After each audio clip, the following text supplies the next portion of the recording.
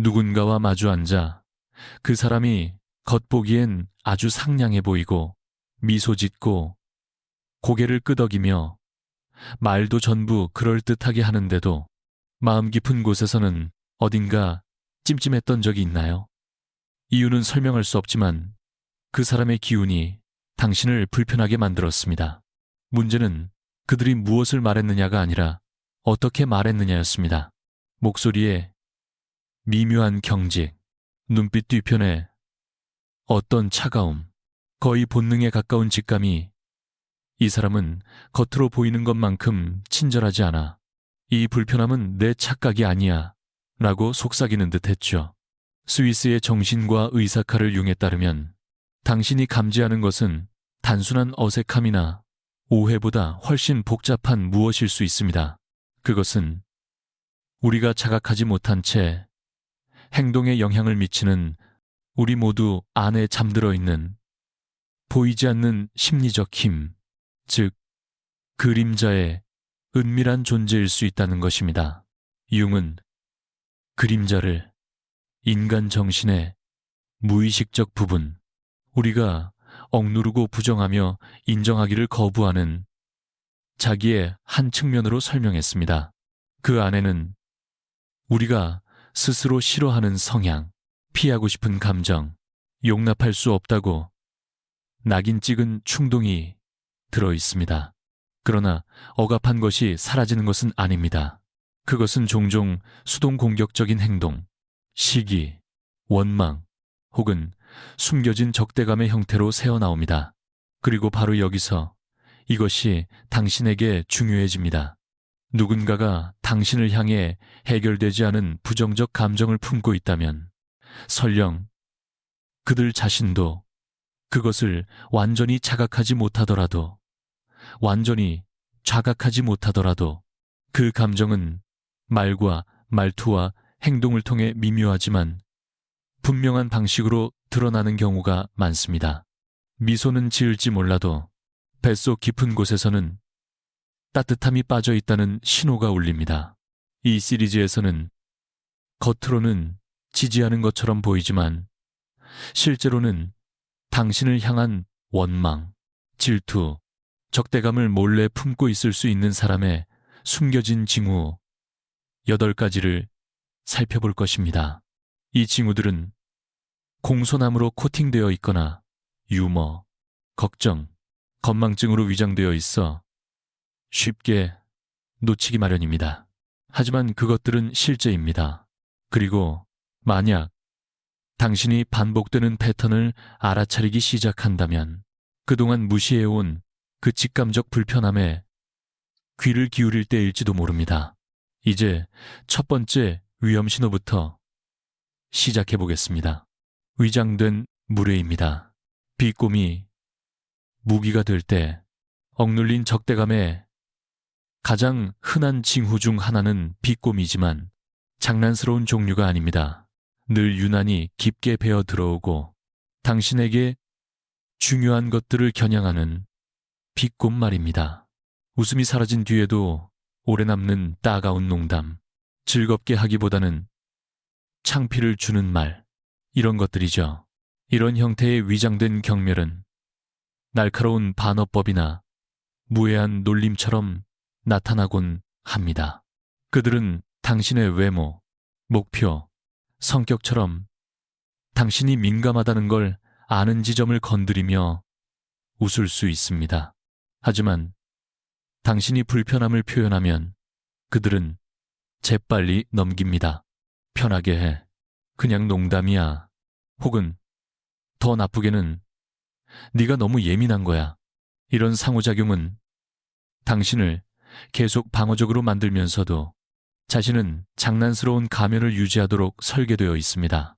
즉, 당신의 감정을 무효화하면서도 찌르는 말을 전달하는 전술입니다. 그리고 그것이 반복될 때 같은 주제가 계속 그들의 농담에 등장한다는 것을 알아차릴 때 그것은 더 이상 우연이 아닙니다. 패턴입니다. 융은 우리가 자기 안에서 싫어하는 부분을 종종 타인에게 투사한다고 보았습니다. 이 경우 누군가는 자신에게 없는 자신감 때문에 당신의 자신감을 조롱할 수 있고, 자신이 묻어버린 열정 때문에 당신의 열정을 깎아내릴 수 있습니다. 그 농담은 당신에 관한 것이 아니라 그들의 해결되지 않은 그림자에 관한 것입니다. 그런 대화를 나눈 뒤 당신이 느끼는 불편함은 단서입니다.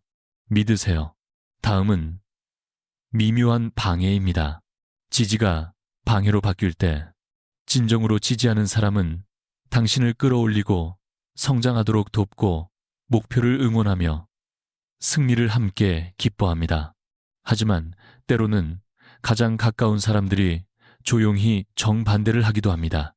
노골적인 반대 대신 잘못된 조언을 해주거나 중요한 정보를 전달하는 것을 잊거나 실수로 지연을 만들고 혼란을 일으켜 당신의 진척을 어긋나게 합니다.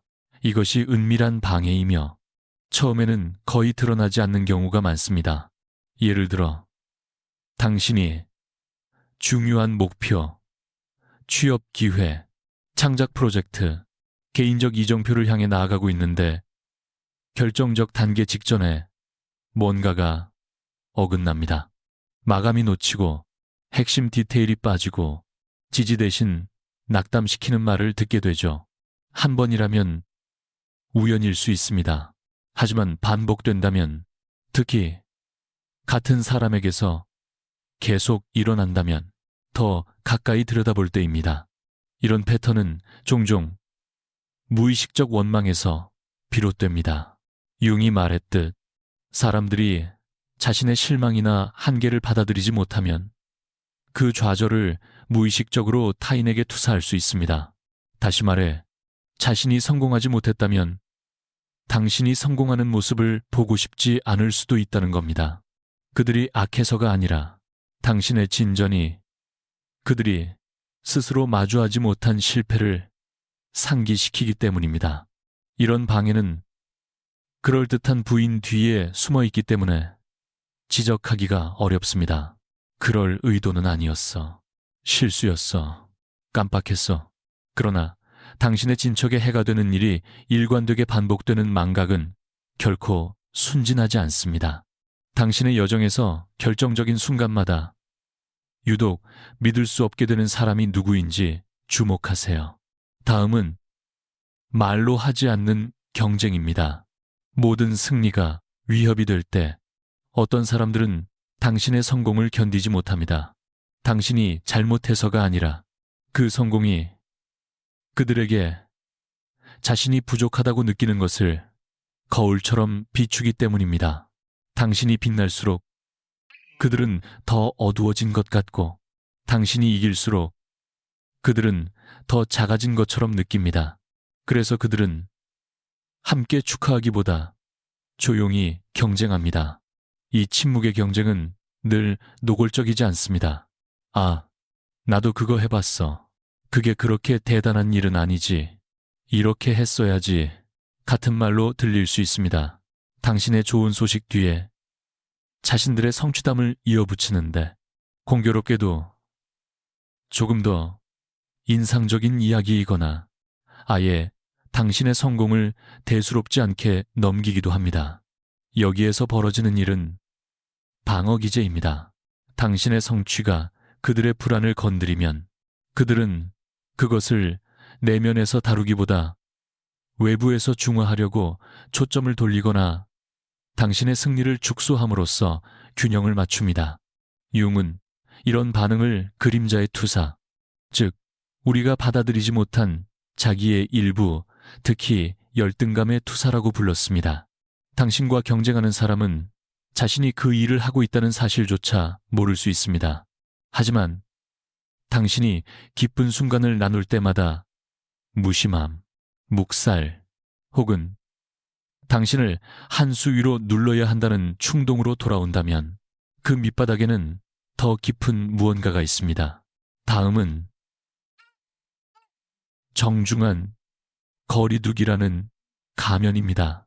지지가 거칠해일 뿐일 때 겉으로는 이 사람도 친구처럼 보입니다. 당신을 노골적으로 모욕하지도 않고 공개적으로 적대적이지도 않으며 가끔은 도움을 주는 듯 보이기도 합니다. 하지만 당신이 정말로 그들이 필요할 때, 중요한 일을 겪고 있을 때, 혹은 축하받아 마땅한 성취를 이루었을 때 그들은 사라지거나 더 나쁘게는 함께 있어도 완전히 마음이 빠져 있습니다. 말로는 내가 옆에 있어 라고 하지만 행동은 정반대를 말합니다.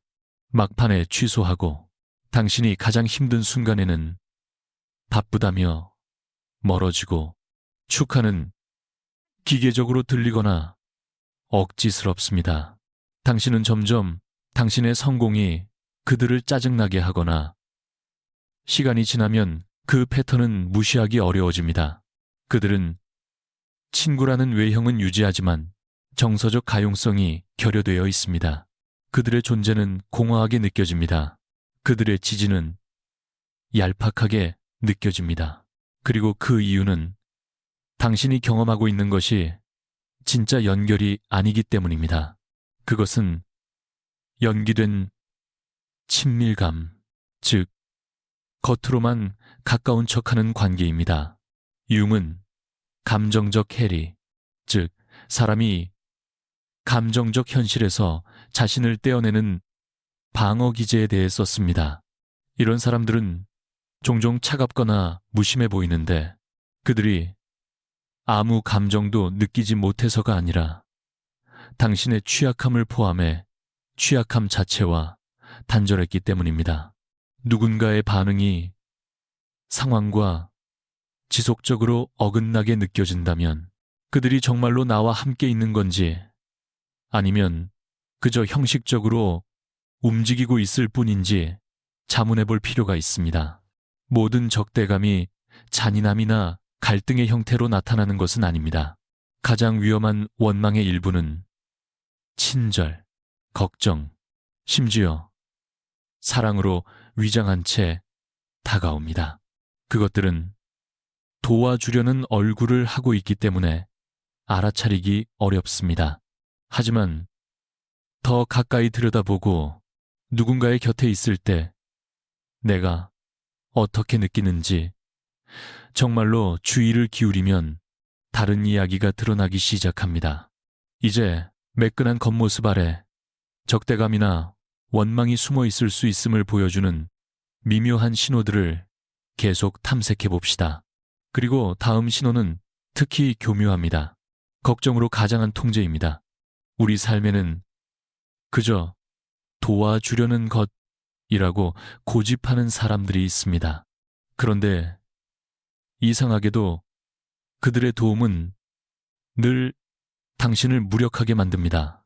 당신이 요청하지 않았는데도 끊임없이 조언을 하고 확인만 하려는 거야 라는 명목으로 당신의 결정을 캐묻고 통제를 배려로 포장합니다. 그냥 네가 걱정돼. 난 내게 제일 좋은 걸 바랄 뿐이야. 겉으로 보기엔 다정해 보이지만 시간이 지나면 당신은 점점 더 자신을 의심하게 됩니다. 행동하기 전에 망설이고 본능과 선택과 독립성을 계속해서 제고하게 되며 어느 순간 더 이상 당신의 삶을 사는 것이 아니라 그들의 기대를 피해 다니며 살고 있음을 깨닫게 됩니다. 이것은 지지가 아닙니다. 애정으로 감싼 조종입니다. 칼 융은 내면의 혼란에 압도된 사람일수록 바깥 세상 그리고 그 안의 사람들까지 조직하려 한다고 믿었습니다. 자신 안의 불확실성을 견디지 못하는 사람은 타인에게서 통제를 찾습니다. 이 관리 욕구는 특히 당신의 자율성을 겨냥할 때 위험해집니다. 이런 숨은 통제를 가장 분명하게 알려주는 지표 중 하나는 그 사람과 시간을 보낸 뒤 당신이 어떻게 느끼는가입니다. 당신은 더 강해지고 더 명료해지고 더 자신감이 생기나요? 아니면 더 작아지고 혼란스러워지고 자기 의심으로 가득 차나요? 진짜 지지는 당신을 성장하게 합니다. 가짜 지지는 당신을 가둡니다. 그리고 그 다음은 은밀한 험담입니다. 험담이 직접 대화를 대신할 때 숨어있는 적대감은 보통 정면으로 맞서지 않습니다. 대신 직접 소통을 피하고 그림자 속에서 움직입니다. 그리고 그들이 즐겨 쓰는 도구 중 하나가 바로 험담입니다.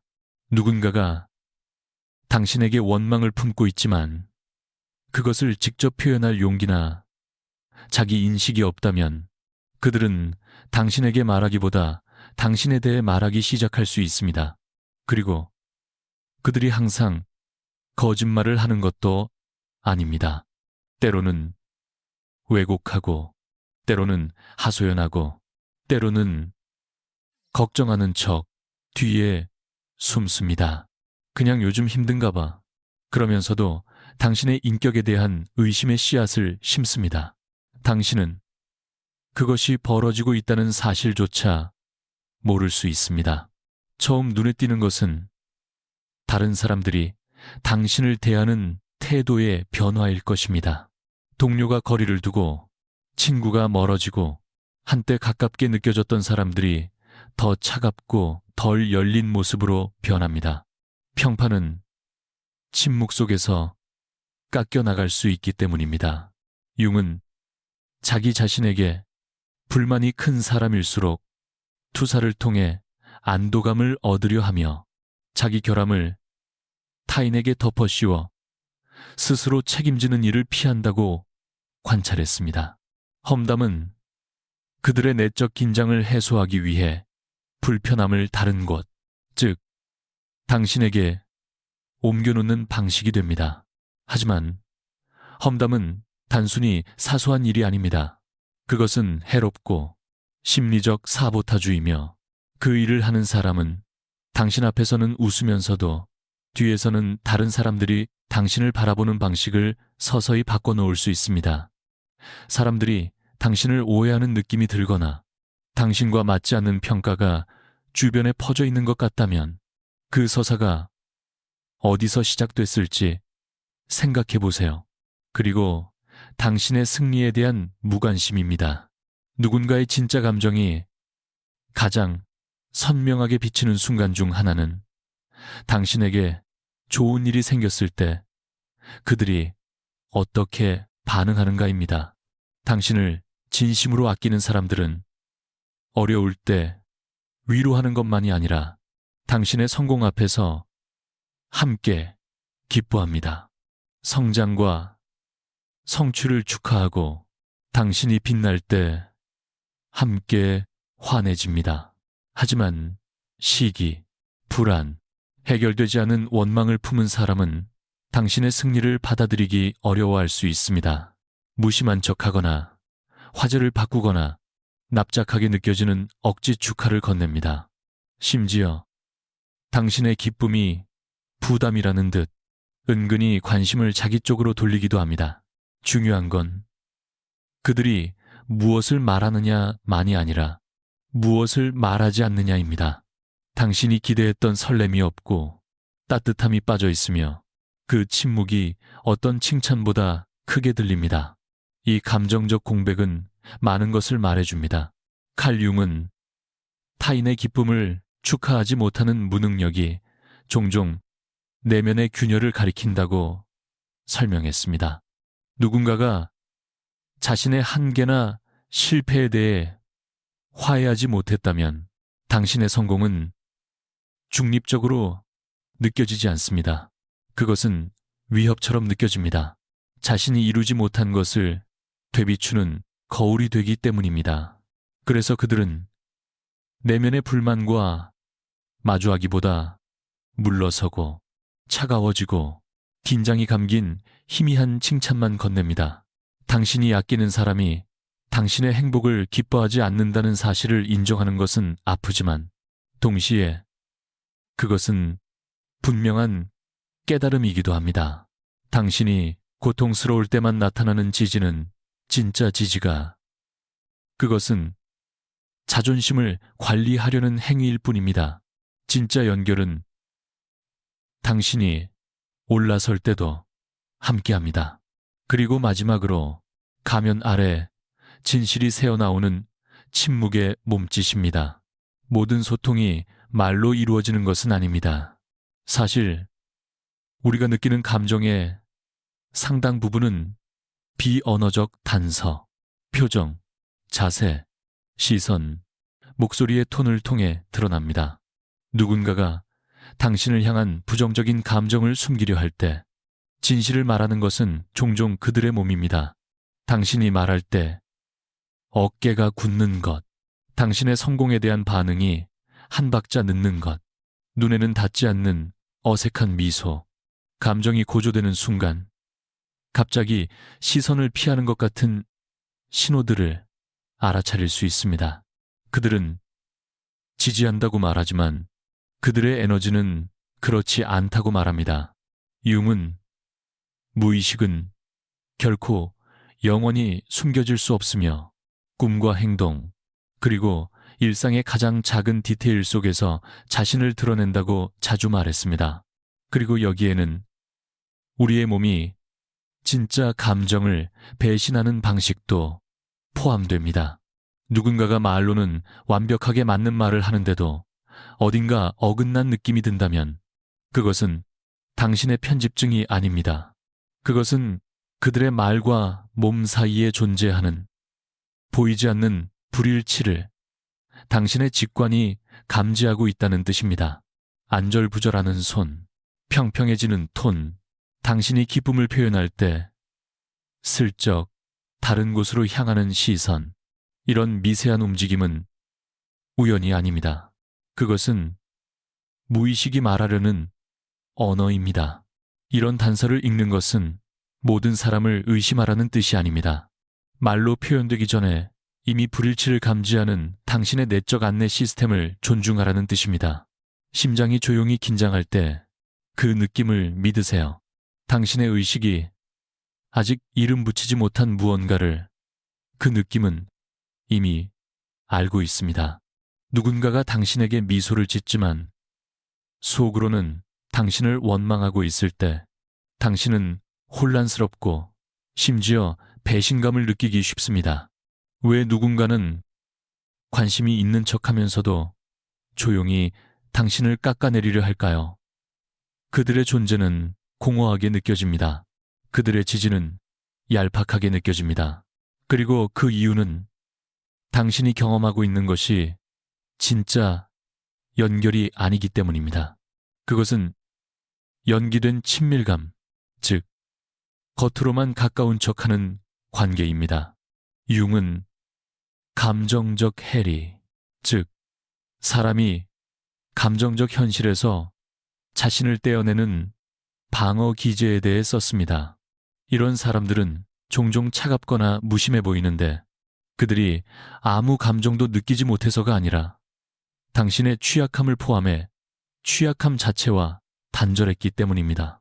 누군가의 반응이 상황과 지속적으로 어긋나게 느껴진다면 그들이 정말로 나와 함께 있는 건지 아니면 그저 형식적으로 움직이고 있을 뿐인지 자문해 볼 필요가 있습니다. 모든 적대감이 잔인함이나 갈등의 형태로 나타나는 것은 아닙니다. 가장 위험한 원망의 일부는 친절, 걱정, 심지어 사랑으로 위장한 채 다가옵니다. 그것들은 도와주려는 얼굴을 하고 있기 때문에 알아차리기 어렵습니다. 하지만 더 가까이 들여다보고 누군가의 곁에 있을 때 내가 어떻게 느끼는지 정말로 주의를 기울이면 다른 이야기가 드러나기 시작합니다. 이제 매끈한 겉모습 아래 적대감이나 원망이 숨어 있을 수 있음을 보여주는 미묘한 신호들을 계속 탐색해 봅시다. 그리고 다음 신호는 특히 교묘합니다. 걱정으로 가장한 통제입니다. 우리 삶에는 그저 도와주려는 것이라고 고집하는 사람들이 있습니다. 그런데 이상하게도 그들의 도움은 늘 당신을 무력하게 만듭니다. 당신이 요청하지 않았는데도 끊임없이 조언을 하고 확인만 하려는 거야 라는 명목으로 당신의 결정을 캐묻고 통제를 배려로 포장합니다. 그냥 네가 걱정돼. 난 내게 제일 좋은 걸 바랄 뿐이야. 겉으로 보기엔 다정해 보이지만 시간이 지나면 당신은 점점 더 자신을 의심하게 됩니다. 행동하기 전에 망설이고 본능과 선택과 독립성을 계속해서 제고하게 되며 어느 순간 더 이상 당신의 삶을 사는 것이 아니라 그들의 기대를 피해 다니며 살고 있음을 깨닫게 됩니다. 이것은 지지가 아닙니다. 애정으로 감싼 조종입니다. 칼융은 내면의 혼란에 압도된 사람일수록 바깥 세상, 그리고 그 안에 사람들까지 조직하려 한다고 믿었습니다. 자신 안의 불확실성을 견디지 못하는 사람은 타인에게서 통제를 찾습니다. 이 관리 욕구는 특히 당신의 자율성을 겨냥할 때 위험해집니다. 이런 숨은 통제를 가장 분명하게 알려주는 지표 중 하나는 그 사람과 시간을 보낸 뒤 당신이 어떻게 느끼는가입니다. 당신은 더 강해지고, 더 명료해지고, 더 자신감이 생기나요? 아니면 더 작아지고, 혼란스러워지고, 자기 의심으로 가득 차나요? 진짜 지지는 당신을 성장하게 합니다. 가짜 지지는 당신을 가둡니다. 그리고 그 다음은 은밀한 험담입니다. 험담이 직접 대화를 대신할 때 숨어있는 적대감은 보통 정면으로 맞서지 않습니다. 대신 직접 소통을 피하고 그림자 속에서 움직입니다. 그리고 그들이 즐겨 쓰는 도구 중 하나가 바로 험담입니다. 누군가가 당신에게 원망을 품고 있지만 그것을 직접 표현할 용기나 자기 인식이 없다면 그들은 당신에게 말하기보다 당신에 대해 말하기 시작할 수 있습니다. 그리고 그들이 항상 거짓말을 하는 것도 아닙니다. 때로는 왜곡하고, 때로는 하소연하고, 때로는 걱정하는 척 뒤에 숨습니다. 그냥 요즘 힘든가 봐. 그러면서도 당신의 인격에 대한 의심의 씨앗을 심습니다. 당신은 그것이 벌어지고 있다는 사실조차 모를 수 있습니다. 처음 눈에 띄는 것은 다른 사람들이 당신을 대하는 태도의 변화일 것입니다. 동료가 거리를 두고, 친구가 멀어지고, 한때 가깝게 느껴졌던 사람들이 더 차갑고 덜 열린 모습으로 변합니다. 평판은 침묵 속에서 깎여나갈 수 있기 때문입니다. 융은 자기 자신에게 불만이 큰 사람일수록 투사를 통해 안도감을 얻으려 하며 자기 결함을 타인에게 덮어씌워 스스로 책임지는 일을 피한다고 관찰했습니다. 험담은 그들의 내적 긴장을 해소하기 위해 불편함을 다른 곳, 즉 당신에게 옮겨놓는 방식이 됩니다. 하지만 험담은 단순히 사소한 일이 아닙니다. 그것은 해롭고 심리적 사보타주이며 그 일을 하는 사람은 당신 앞에서는 웃으면서도 뒤에서는 다른 사람들이 당신을 바라보는 방식을 서서히 바꿔놓을 수 있습니다. 사람들이 당신을 오해하는 느낌이 들거나 당신과 맞지 않는 평가가 주변에 퍼져 있는 것 같다면 그 서사가 어디서 시작됐을지 생각해 보세요. 그리고 당신의 승리에 대한 무관심입니다. 누군가의 진짜 감정이 가장 선명하게 비치는 순간 중 하나는 당신을 진심으로 아끼는 사람들은 어려울 때 위로하는 것만이 아니라 당신의 성공 앞에서 함께 기뻐합니다. 성장과 성취를 축하하고 당신이 빛날 때 함께 환해집니다. 하지만 시기, 불안, 해결되지 않은 원망을 품은 사람은 당신의 승리를 받아들이기 어려워할 수 있습니다. 무심한 척하거나 화제를 바꾸거나 납작하게 느껴지는 억지 축하를 건넵니다. 심지어 당신의 기쁨이 부담이라는 듯 은근히 관심을 자기 쪽으로 돌리기도 합니다.